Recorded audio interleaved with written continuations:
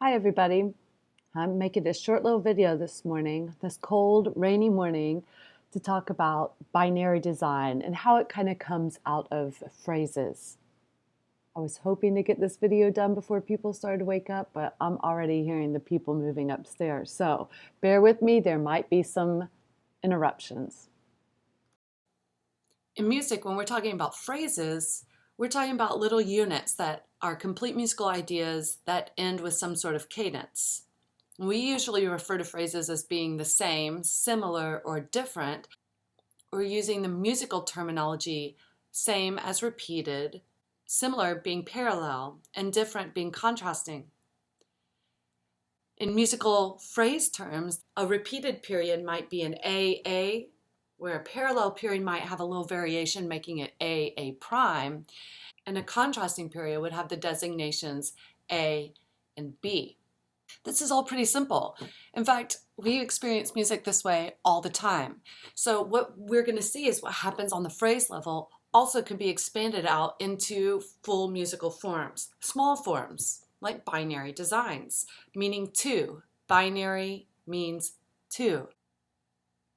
Imagine looking at a map and you see your house there on that street in Universal City. That's the phrase level. Then you back out and then you could see that on the formal level, Universal City is really close to San Antonio proper. So the small scale becomes part of the large scale, or the street becomes part of the city. Let's look at a musical example, something really simple. Let me get out my trusty mini green keyboards. Mom, where are the Reese's Puffs? Okay.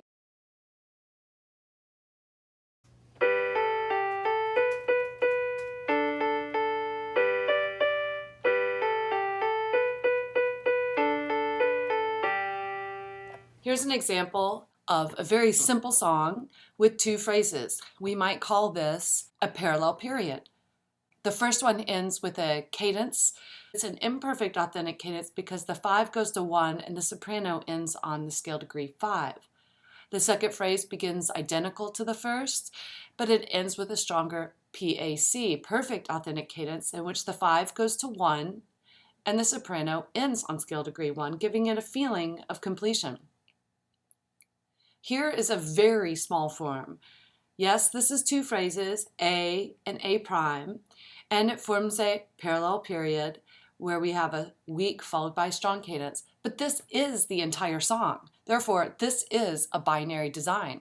So let's pause here and talk about a couple of important terms that you'll need to describe binary design.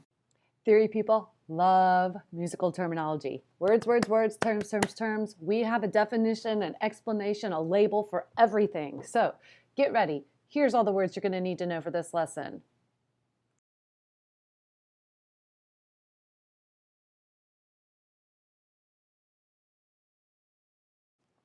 Any chance you caught all that?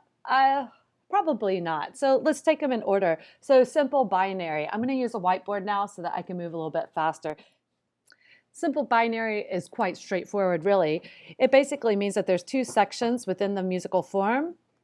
You could have an A, B, or an A prime. You can have one phrase like we just saw in Mary Had a Little Lamb, or perhaps the music's a little bit bigger and there's more than one phrase in each section. So each A section or each B section has several phrases within it. These circles down below the double bar lines or the repeat signs indicate cadences. This becomes important for us deciding some of our other terminology, such as continuous or sectional. So let's say, for instance, that this is a non-modulating piece. It starts and ends in the same key, and it doesn't necessarily modulate anywhere in the piece. How we perceive this moment at the end of the first A section is important. If it is a closed, strong cadence, we consider this sectional. So for instance, imagine this is a piece that's in the key of D major, and it ends with a PAC or an IAC at the first repeat sign. That is a strong closure, and we would consider that first section its own section, hence the word sectional.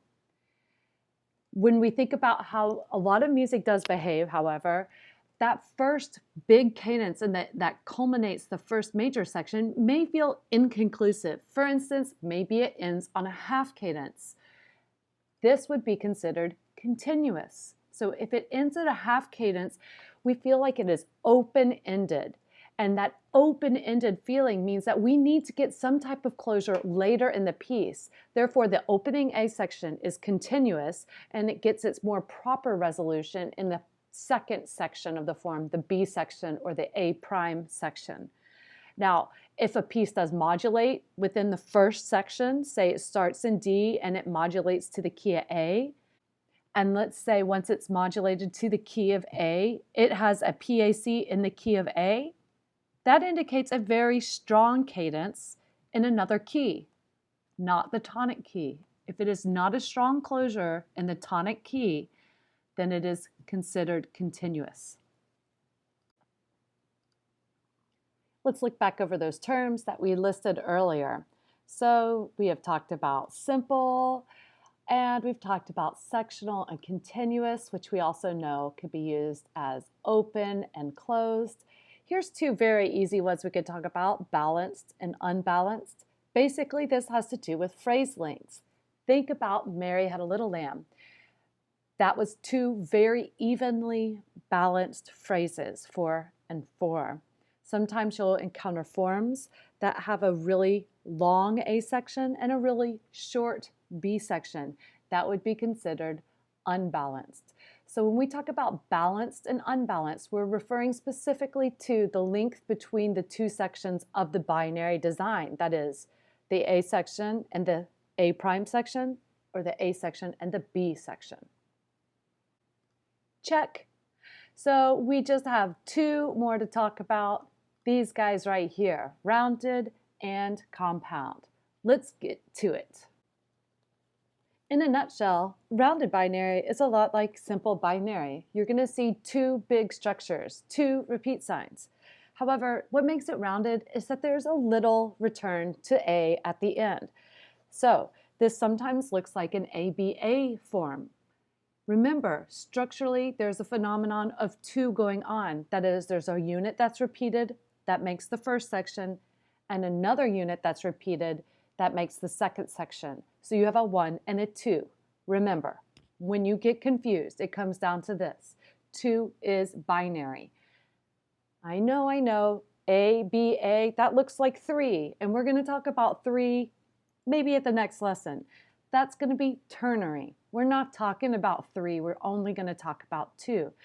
This happens all the time in music, because in music we just love to reprise, we love to recap, we love to say what we already said. So you can imagine you've got this long, beautiful A section. I got a lot to tell you. It's the opening. Here I am. Here's the beginning of the B section. It's contrasting to the opening A section. And now I'm going to go back to the A section, but maybe this time a little bit shorter. That's rounded binary. And in this rounded binary situation, you could use the same terminology as you would in simple binary. That is, we're going to look to the end of the first A section to see if it is continuous or sectional, and then you can look to the length of the phrases to understand if it's balanced or unbalanced. Let's do a short little analysis together. The score is available on Blackboard, but you could just watch the video. Right away, I see that there are two sections marked off structurally by repeat signs. Therefore, I know I'm dealing with a binary design. The question becomes, is this a simple or a rounded binary? So as you listen, you'll see me annotate the score.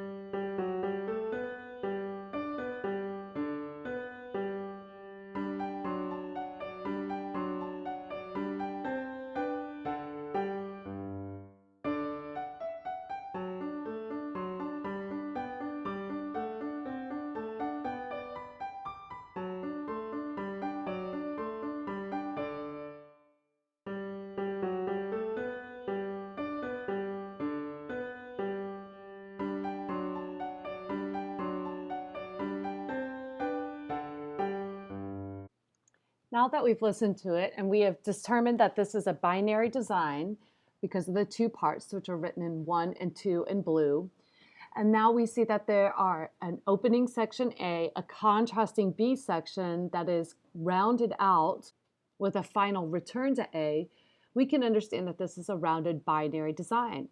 Let's look a little closer to determine a couple of other things. Within this rounded binary design, we need to determine if this is sectional or continuous. So take a second, look at measure 8, and determine what kind of cadence is this? Is this tonally closed? Is this strong? Or is this tonally open? Is this weak? If it's strong, it means it's sectional. The piece could end right there. Ta-da, like final tonic. If it's weak, it means it needs to go on elsewhere, meaning it cannot end right there. It has to go on to find a stronger closing. Looking at this, we can see that it starts in the key of G. By the time you get to the first repeat sign, we see that it is on D. Now, whether that's a half cadence or if it's modulated to the key of D, we know that that is not a strong G major ending. Therefore, this must be tonally open, and therefore it is a continuous rounded binary design. Skip to the end, you can see that it ends really strong with a PAC in the key of G. That is tonally closed. The first A is open, the second A is closed. We only look to the first bar line to determine if it is sectional or continuous. I'm just comparing the first A to the second A to give a little context. The other thing we might consider really quickly is what kind of phrases do we have? Do these seem balanced or unbalanced? Does the opening A section match the B section? Are they of similar length? Well, let's go ahead and count. We can see that the opening A section is 1, 2, 3, 4, 5, 6, 7, 8. Let's look at the B section. 1, 2, 3, 4, 5, 6, 7, 8. Those are equal. Therefore, this is balanced. The design of this rounded binary is balanced and continuous. And the arch map looks something like this. A two-part design, hence binary. Repeat signs, so we're going to call this 2 reprise. And within each of those sections, a cadence, a half cadence in measure 8 to conclude the first A section, a half cadence in measure 16 to conclude the B section, and a PAC in measure 24 to conclude the A section. Whew, that's it. That's all there is to rounded binary form. Ooh, who's behind me there? I don't know about you guys, but all the social isolation has me jonesing for some time outside. It's been a great day making a video with you guys. If you have any questions, please feel free to email me, visit me in my virtual office hours. Meanwhile, I'm gonna look at some pretty flowers. Ooh, look at those flowers.